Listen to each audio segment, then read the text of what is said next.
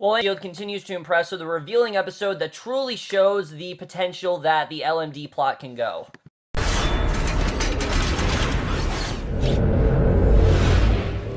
Hey guys, Cameron for Agents of S.H.I.E.L.D. Season 4, Episode 11, Wake Up, and holy shit, what another incredible episode. Look, I know a lot of people haven't loved this half of the season as much, and truthfully, I have. I think they've done a really good job in keeping the show just as dark and compelling and, fun as they have, but also, without Ghost Rider. You don't need Ghost Rider to make this show great. They've been doing enough, and this is a perfect example that this episode was incredible. It's very structurally different from the other episodes we've had, but I think it was a very well-earned episode that really got us a look at what's really been going on with the LMDs and really, like I said, how far this potential can go, because after this episode, there's so many places that we can go with the LMD storyline, and I love where it's going, but let's just get into this episode because there really is a lot to talk about. So we start off when we see Coulson apologizes. We cut to actually 5 days ago,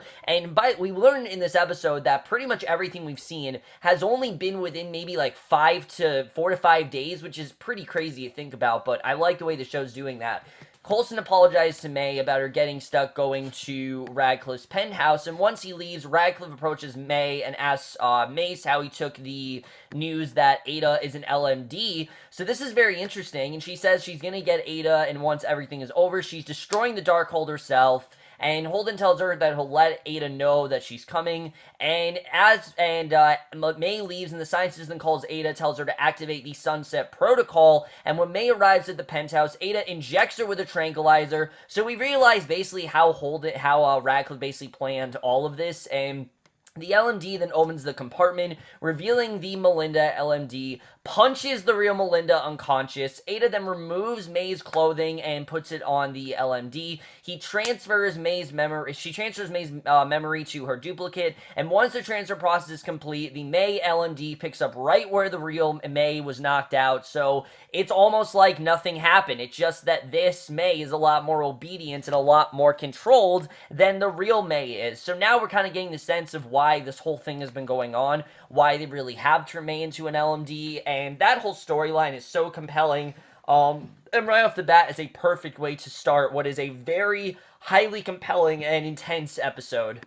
So we then cut to 1 day ago where the real May wakes up in a spa, and an attendant comes in, says it's time for her facial. He says that she dozed off, but May walks out and wakes up in a spa again, and an attendant comes in, says it's time for her facial. She walks out and again wakes up in a spa, and when the attendant comes out this time, she punches him unconscious and wakes up in the compartment, and we realize that this whole spa thing is simply just a vision. It's not actually happening. It's just part of the simulation they have her under, and May then yanks out the IV lines, tries to leave, and Ada grabs her by the throats. Radcliffe arrives, tells Ada to stop. Ada knocks him back. He tells Ada to sedate May, and the LMD does so. So you can see that Ada is going a bit rogue, but she is still very obedient towards Radcliffe, and we then cut to the present day because we now know everything we need to know. We now know what the real May was really doing, everything that was leading up to that. We see the real May hasn't actually been unconscious. She's been alive pretty much the whole time, and she knows very well what's going on, but she can't do anything because they're just going to keep sedating her every time she wakes up. So this gives us a perfect reason why May is not doing anything, because she's basically been forced to, be sedated every time. So Radcliffe then confirms that May is stable, but tells Ada that it's not a permanent fix. Ada wonders why it matters if the original May is alive or dead, and Radcliffe insists that they're not killers. He's not just going to kill her. That's not what they want to do. He dismisses Nathanson as an over-adjustment because we know she did kill Nathanson, and I like the way he's doing that, but he definitely should think that, maybe there's something wrong with Ada, because, yeah, she shouldn't be killing, and says that May won't give them any more problems, so they can keep her alive, and if something goes wrong, then Radcliffe says they have a safety net, and Ada realizes that he's referring to the second LMD in place, and this is a very compelling storyline. We immediately know that there is a second LMD out there, and one of these characters is said LMD, and they do a very good job of really trying to, give us potential suspects for who that could be. They did a really good job with that. But the May LMD puts her shirt on, covering up the cut in her shoulder. She then goes to the briefing where Talbot tells the team that Daisy has to address the government committee so that everything is all above. And this is probably the most non-Daisy episode we've had in a while. Like, Daisy is barely in this entire episode, and I'm fine with that. Not every episode needs to be focused on Daisy. This arc in particular is focused on May. It's not focused on Daisy. The past 3 seasons have focused on her. Let's focus on some other characters. I'm perfectly fine with that. Chloe Bennett is a work of art. She's fantastic in the show. I think she really is a true star. But she does not need to be on the show every episode. So she doesn't need to have that much focus every episode. So I was fine with that. But Simmons worries that it's dangerous, but Daisy says that she's fine with it. The scientist doesn't think that it seems like Daisy and Coulson is agreeing to the plan, so Coulson says that when Nadir and her staff in a meeting, they have an opportunity. Talbot doesn't really know what he's talking about, and Coulson explains that while Nadir is in with Daisy, he and Yo-Yo will break into Nadir's office and plant surveillance, and when Talbot objects, pointing out that S.H.I.E.L.D. is now legitimate, Coulson says they have to be proactive, and Talbot agrees but warns that it's politicians, and May assures Coulson that she's with them. But as we know, this is the LMD May talking. So every time that May says something this episode, it's very questionable, and you really don't know if she actually means it, or if it's just something that Radcliffe and Ada and co have told her to say. So Radcliffe then checks May and tells Ada that there's no reason to harm her. Ada then agrees and then accidentally knocks over a jar. Again, I say accidentally because we don't know if she accidentally did. And once she leaves, May opens her eyes, manages to pull a beaker over to her. She breaks it, uses the shard to cut herself free. And at this point, she's going to try to come out of this. She wants to finally break free of this mirage, but it doesn't seem like that's possible. So after Yo-Yo and Mac make love, she says that she enjoys him. She says that she's a knockout and goes to get some water. And I like that we got back to their relationship in this episode, but Mac's telephone vibrates. He gets dressed, tells Yo-Yo that there's a change of plans and he won't be on the mission. There's something else that Mac has to do, and he apologizes to Yo-Yo for the timing. He assures her that they'll be fine on their mission, kisses her, and leaves. And we get a lot more into Mac in this episode and why things are so rushed for him and Elena, but Melinda then goes to the lab where Fitz is secretly checking a monitor. She says that she needs information on Ada for her security report, asks how much Ada knew of what she was doing, and Fitz figures that May is blaming herself for letting Ada read the Darkhold, and that's really what this is all about. It's simply just an after effect of that. So May leaves, and the real May is cutting her wrist, working at her strap. So yes, she's been actually self-harming herself, not because she's depressed, but because it's the only way she can somehow break free. So she hears someone coming, she hides the glass, and Ada comes in with a broom. She approaches Ada, and Radcliffe comes in, says that there's a situation she has to attend to. Ada then follows him out. Melinda continues cutting. Again, it's very graphic to watch, but again, I like the way that they're showing that. Again, it's just showing really the pain that May has to endure in order to break free. And Coulson then tells Mac and Mace that Mac has taken some personal time. Talbot warns that if Nadir finds out about their surveillance, then she'll investigate S.H.I.E.L.D. And obviously, they don't want her to do that. She's already against S.H.I.E.L.D. They have her on their good side now. Try to keep her on their good side. They need to try to do that. So Coulson admits it's dangerous, but they have to take the chance. Points out that Talbot doesn't give him the full story, and Talbot suggests he take the S.H.I.E.L.D. assets to a secure facility for protection in case Nadir does investigate them, which again is a very smart idea. In case Nadir comes there, why not just have a temporary facility for them to go to? But both Mace and Coulson figure that it's better where they are and that they don't want to change headquarters. And for once, I'm actually on Talbot's side. I actually think that Talbot does have a point here, and Talbot says that Mace has to agree, walks away, and you can tell that I think this is something that's going to bite them in the ass eventually. Again, might not be a problem now, but I think it's going to be something that's going to be a problem as the season goes on, definitely. Because we know there's definitely 3 arcs of this season. This is only the second one. There's a 3rd arc happening a little bit later, so I think that definitely is going to involve Nadir in some way, but we'll have to see. May then frees herself, heads for the door, but Ada then punches her through the glass, grabs the door frame, prepares to kill May. Even though Radcliffe told her don't engage and kill May, she actually is about to do it. And rolling out of the way, May knocks Ada down, tries to get out. The LMD renews her attack, throws May across the room. She promises to make May's death quick. May then runs her through with a metal leg from a chair. She's grabbed, then runs for the roof. And this entire scene is just so harrowing because you don't know if the actual May is going to get killed. And if if Ada's actually going to succeed. But the way that May actually has power over Ada shows us just how strong May really is, how unstoppable she really is in this kind of thing, and how no matter what happens, she will always be above Ada, and that's something I really did like seeing here. Ace and Daisy then enter the chamber where the accords are going to be signed, and Daisy assures him that she's good and that he knows how to feel is putting on an act full time. And I really like the way that these two are bonding because, like I've said, I mean, before they were bonding because they both were Inhumans, but now Daisy knows the truth, that he's not an Inhuman, that he's just kind of putting on an act to make him, to better himself, and Daisy knows everything about that. I mean, we know back in Season 1 and Season 2, for the longest time, her name was Sky. We didn't know that her name was Daisy till halfway through Season 2. So, yeah, Daisy is definitely one to be putting on an act in this show, and I like the way that she's kind of bonding with him over that. And he says that he knows it's not an act with Daisy. Daisy says that Coulson told her that Mace is trying to do the right thing, and I do like the way that Coulson and Mace are kind of working buddy-buddy, but Mace assures her that she's got it, and just as Nadir and Talbot come in, Nadir says that a lot of questions will be answered in the meeting, and they swear Daisy in. So, Coulson and Yo-Yo then enter the Capitol building using fake badges, and Yo-Yo asks about Mac. Her partner says he's not going to get in the middle of things, and advises her to ask Mac because she knows he's going through something. He's acting very dismissive, he's not really answering her, and she's kind of worried about what's going on. So, she says that if Coulson takes it slow, then he and May will never get together. And I know a lot of people have said that they want things to remain platonic and between them and just be friends, but it feels like it's kind of inevitable that these two are eventually going to get together. I mean, May is not, of course, with Andrew anymore. That's not going to happen.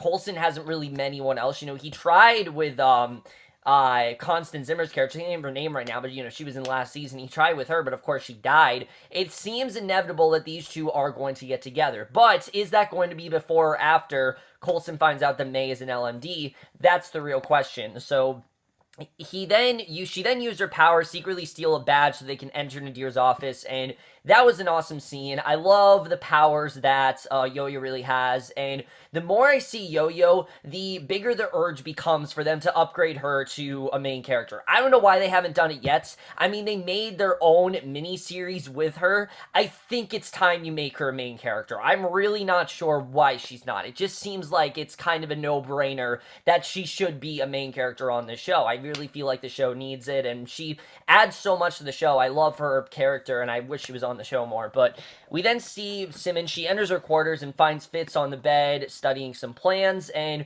their arc was the one thing that I really wasn't sure where it was going to go. However, in this episode, now I'm on board with where it's going, because basically she suggests that he come with them on the mission, but Fitz says that he's busy, and before she goes, Simmons tells Fitz that he can talk about what's bothering him. Fitz says that he goes quiet when he's processing, and he brings up the schematics on Ada once Simmons leaves. So you get the sense that Fitz doesn't want to continue the work because he wants to, make all these LMDs. He wants to know really what is making Ada this way. What is making her self-sufficient? And as we know, she's not self-sufficient. Well, she kind of is, because there's some things she's doing against Radcliffe, but most of this is Radcliffe messing with Fitz's mind. You can definitely see that going on, but it's not going to last for long once we get to later in the episode. So the committee chairman warns Daisy that she'll answer to the public now that she's out in the open, and especially because now that everyone knows she's Quake. This is really what Mace has done to her, that he's made her, exposed to the public. Everyone knows who she is now, and either, whether she likes it or not, she really has to, be prepared to respond to the public, even if she doesn't really want to, she kind of has to, and that was definitely interesting to see, but, basically, we see that she answers to the public now she's open out in the open. Nadir asks if Daisy if she feels more responsibility to help Inhumans than normal Americans, and that was a very interesting question, because, yeah, what has Daisy's purpose been since Season 3 is to help the Inhumans, and she hasn't really seemed that, focused on helping someone that's not an Inhuman. She says that she's there for all Americans, and Inhumans are the victims of more hate crimes, and yeah, I think that Daisy, she definitely cares about everyone, but Inhumans, let's face it, Inhumans are the ones that are the most unfairly judged in this world,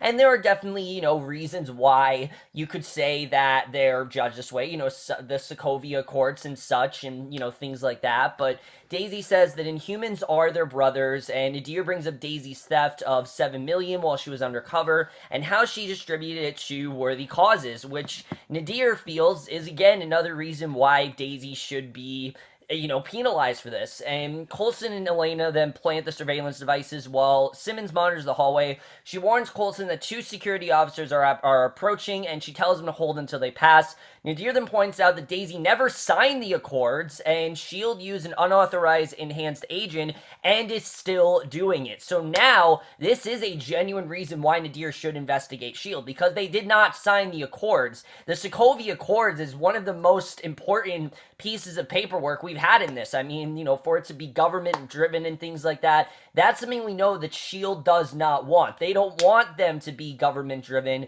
They don't want to have to move facility, but they kind of have to. This is something that they need to sign, and that's something that we see Simmons lose the signal from the surveillance devices, so Yo-Yo then finds a glowing device in the desk. It explodes, knocking her out, and the Capitol Police come in, immediately arrest them. They have leg cuffs ready to put on Elena, and Nadir says that S.H.I.E.L.D. continues to engage in illegal activities, announces that 2 S.H.I.E.L.D. agents were just arrested in her office. The policemen bring Coulson and Elena in. Nadir says that S.H.I.E.L.D. really is a criminal organization, so you can really see why she feels this way. I mean, they're doing a good job of getting us to see why Nadir really feels this way about them. It definitely does make sense why she feels this way. They're doing a lot of things that are kind of unjust, that really shouldn't be happening, things that really are crossing the line, and if they keep this up, it really could put them in danger, which I definitely feel is where we're headed for the rest of the season. So later, Nadir meets with Talbot and Mace. Daisy, Coulson, and Elena sit outside. They figure that someone leaked their operation to Nadir, that someone had to have tampered with evidence, and that they definitely have a leak. So Mace and Talbot then come out, say they're free to go. Talbot warns that there will be a full investigation, because obviously there's a lot of stuff that Nadir just, exposed them for, and obviously they're going to be under heavy investigation for it. So Nadir will drag them into every subcommittee, and any sort of thing that isn't finished or any sort of error that they've made, Nadir will rub in their face as much as she can, and the general complains that Coulson ignores his advice. Coulson points out that he has lied to them, and he figures that they now know that they have a leak, and asks if Talbot warned her. And disappointed, Talbot says that he's not the leak, and S.H.I.E.L.D. only exists because of him, and maybe that's a mistake. Maybe S.H.I.E.L.D. shouldn't exist, and this is a very interesting plotline. A lot of people have said this could be the final season of Agents of S.H.I.E.L.D., and we know it's not. I don't think it is, at least. I believe the show was renewed. I don't know if it was. If it wasn't, then please let me know.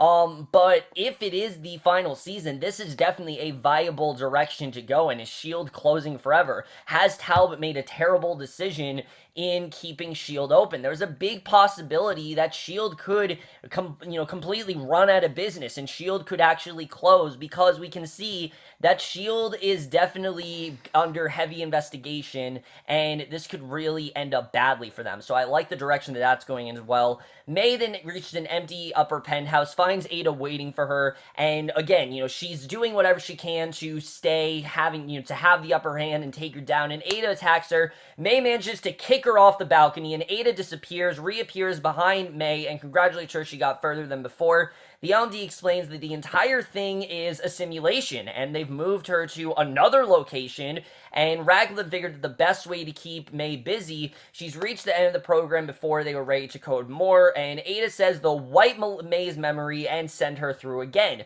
So really, no matter what she does, they will always have the upper hand, and there's no way she can really stop them. So May then points out that she keeps beating the simulation, and clearly it's not working. She keeps seeing the cracks in the simulation. She knows that the simulation isn't real, and they will get out eventually. So she attacks Ada. The LMD resets the situation to where she dropped the jar, and May then tells Simmons that someone gave them up.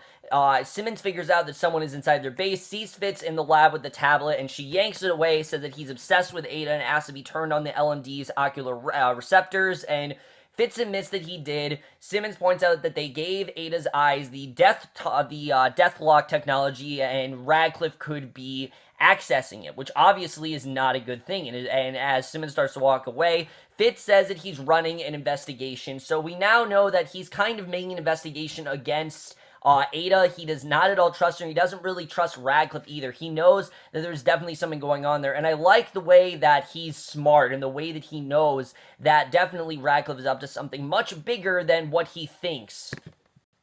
So the May LMD goes to Radcliffe's apartment, demands to know what he did to her because she knows that something has happened, and she explains the injury tipped her off. Radcliffe assures her that the real May is okay, and when the LMD says that Radcliffe forced her to spy on her own people, Radcliffe laughs, says that she's not telling Coulson, and an instinct will kick in to complete her mission eventually, and until then, she won't be able to jeopardize it. And at this point, she's ready to give up her cover and tell Coulson straight out that she's an LMD, but I like the way that Radcliffe is trying to control her here, and basically, the LMD says that there's enough May in her to do what she needs to be done. She tries to attack Radcliffe for arm freeze, and Radcliffe says that he programmed her so that she wouldn't want to tell anyone. He tells her to do what she truly wants, and he knows who that is. Radcliffe says that the LMD and May could be happy if they took what they wanted, but May is too busy fighting a battle from her past, and he realizes that's just what May needs. So just as Coulson, Simmons, and a strike team break in, Simmons says that Fitz had a theory that Radcliffe programmed Ada to do it, and the LMD says that she came there to find out what exactly Radcliffe knew, and the truth came out. So they definitely know that Radcliffe is up to something big, and then we see Mac. He returns to his quarters, and Yo-Yo gets a very much neat explanation. I like this scene overall. Basically, Elena tells him the mission didn't go well. She asks Mac where he went, and Mac says that he went to see Hope, and we don't know exactly who this is. You know, Elena figures that this is just some girl that he's seeing and that she's not interested in a man that goes off with other women. That's just a cliche that she's not really happy with. And I like the way she talks about how she doesn't want to be part of, you know, relationship cliches. That's just not who she is. And Max says that Hope was actually his daughter and she died 11 years ago, we find out. And he and his ex Nicole had a life plan, but Hope only lived 4 days. And the next day is actually Hope's birthday, and Nicole texted him saying that she needed him there. And now we know exactly why Mac has been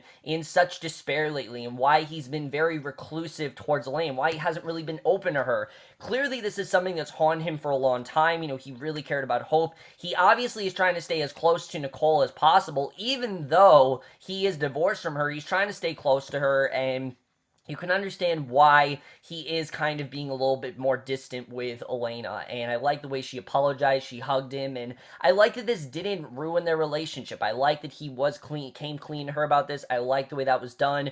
I thought that was a very well done scene, and I like the way that he told her, you know, why he won't be on the mission and things like that. And I think this is really going to overall strengthen their relationship, which I really do like the way that's going. But back at HQ, May gives Coulson a drink. He missed that the day didn't go well. Nadir has them on the ropes, and Coulson figures that he was reckless, just like Talbot said, and May tells him that they are who they are. And now we get to the scene that everyone's been talking about, where finally, we finally get a scene between, the much-needed scene between Fitz and Radcliffe that they want, and it's probably one of the most shocking scenes we've had all season by far.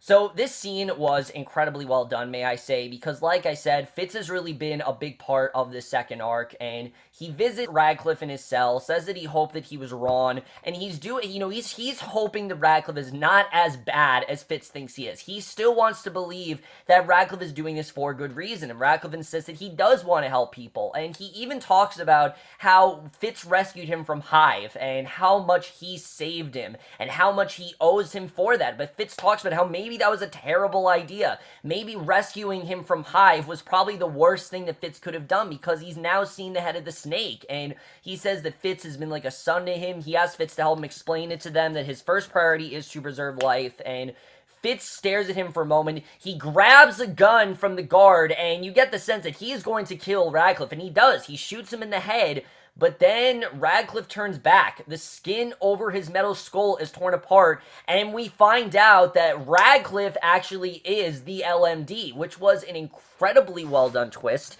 I love the way this was done. I did not see this coming at all. I don't really think anyone really saw this coming, and what I love about this, for the most part, that they did such a great job making you think that Fitz had to be the LMD. Now, I was really hoping they didn't go in that predictable direction, and they didn't at all. I never once thought that, you know, Fitz was going to be, that Fitz was going to be an LMD. I thought it'd be way too predictable, and I think Radcliffe being an LMD makes a lot more sense. I love the way this scene was done. You get the sense that even though Fitz knows what's going on with Radcliffe, he didn't know the half of it, and he can definitely tell that whatever Radcliffe is planning is something much bigger than he can even, fathom, really. So I like the direction that's going. But Nadir then watched the entire thing on a tablet in her office. She tells the real Radcliffe that he has a problem. So yes, Radcliffe and Nadir are actually working together. Radcliffe admits that he figured he wasn't safe, so he replaced himself and called Nadir for protection, and Nadir tells him that he'll have to meet the Superior. Holden agrees, and we don't know who that Superior is, but Radcliffe then checks with Ada, who's running the new simulation on May.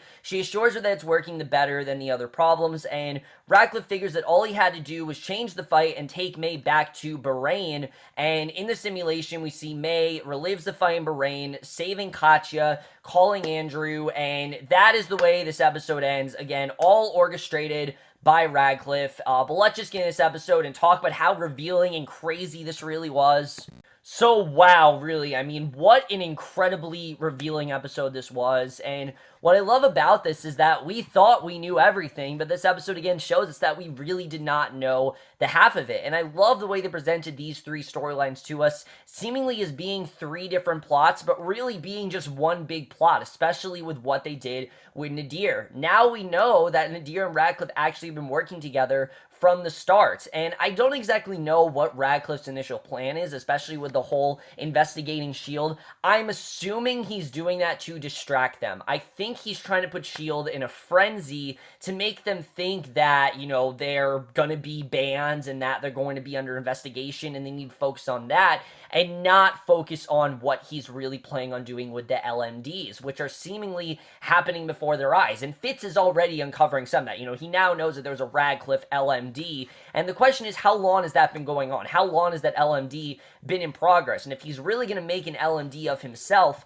then who knows really what he's going to do? I mean, there's so many directions we can go with this story, and that's something I'm definitely interested in getting into. And I really feel that, like I said, by the end of this half of the season, I think Radcliffe plans on building an entire army of LMDs, and all the LMDs are going to be members of S.H.I.E.L.D. I think that's definitely what he's going to do. He's using it as a distraction, and that's something I'm definitely very interested in getting into, is what exactly Nadir has planned for them. Does she really hate S.H.I.E.L.D. as much as she says, or is she just trying to distract them? Again, we don't really know, so that's going to be interesting. But I do love where we're going with S.H.I.E.L.D. right now, because everyone else is freaking out about what's happened to them, all this private information, who could have gotten it, how did Radcliffe uncover it, how did Nadir uncover it? That's something we don't know at all, and I think it has to do with the Superior. I think whoever the Superior is that Nadir says that he has to meet, he's the one who's leaked the information. He's the one who knows what S.H.I.E.L.D. has really been up to, and he's the one who's really going to do what he can to tamper with the evidence and get them in as much trouble as possible. I think that really is their goal,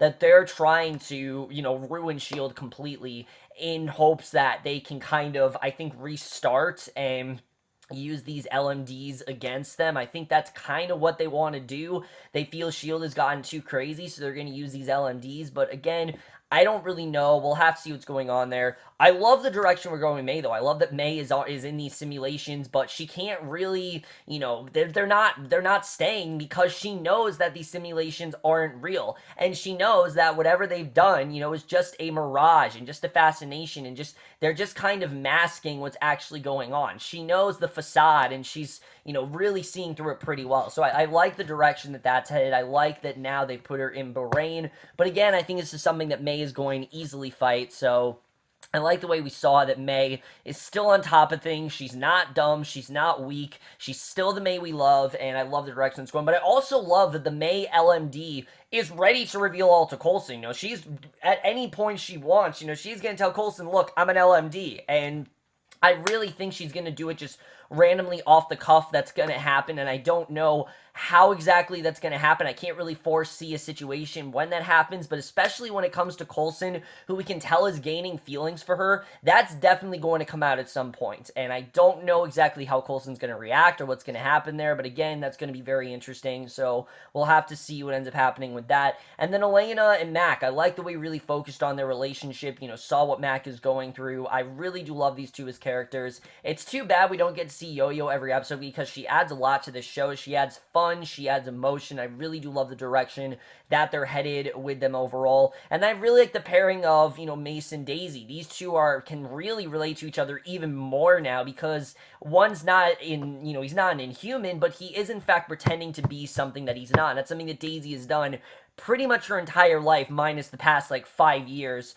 She's done that a lot, and she knows what it means to hide your identity and pretend to be something greater than what you really are. That's something that Daisy has done a lot, and I think that's something that they're definitely going to relate to, so I really do like the direction that that's going. My biggest question now is Fitz, though. What is Fitz going to do now that he knows that Radcliffe is an LMD? Again, he doesn't know the half of it. He doesn't know that Nadir and Radcliffe are working together. He doesn't know this whole thing was just a distraction. He doesn't know that S.H.I.E.L.D, again, the Superior probably is the one who leaked out everything. So that's something else I'm very interested in getting into, is what's really going to happen there. Talbot said this had nothing to do with him. I genuinely believe it had nothing to do with him, but we'll have to see really where that's going. Overall, guys, this was another incredible episode. The potential of where the season can go is fantastic. I love the direction they're going here. This was an incredibly revealing episode that really pulled back the curtain of what was really going on. They did it in an incredible way, and I'm definitely going to give Agents of S.H.I.E.L.D. Season 4, Episode 11, Wake Up, a 4.75 out of 5, or an A. Guys, this show just continues to evolve in the best way possible. We got a lot more infiltration going on. We got a lot more explanation of what's really happening here. The characters are expanding. The story's getting darker. Things are getting more and more crazier, and it really doesn't have any foreseeable end. That's something I love about this entire season, that nothing has been predictable. I never once thought that Nadir and Radcliffe would be working together, but it seems like that's what's been going on, and we don't know how long these two have really been working together. I'm sure there's still a lot more to this, and what I love, again, is that we don't know what their initial plan is, and finding out what that's going to be is something that's going to be very harrowing, very dark, and really seems like these two are unstoppable no matter what. There's something that they possess that is greater than any of the S.H.I.E.L.D. agents have dealt with before. I can't wait to see the direction that's going to go. The show is continuing to get darker and playing to his strengths, and that's something the season has been doing incredibly well, and it's not even half over yet. There's still so much story to tell, and I'm absolutely loving that.